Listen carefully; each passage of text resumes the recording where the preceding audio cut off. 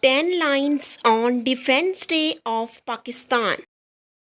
Defense Day is celebrated on the 6th of September every year in Pakistan. This day is also called Youm-e Difa.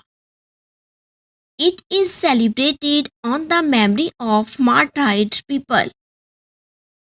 India attacked on our beloved homeland on this day in 1965 because India wanted to take over Pakistan. But our fearless army did not allow enemies to be successful in this purpose. Many of the soldiers of Pakistan army sacrificed their lives in this war. So, 6th September is celebrated to tribute these brave soldiers of our country.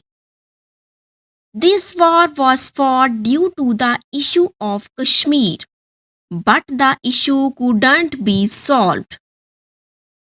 A national holiday is also celebrated on this day.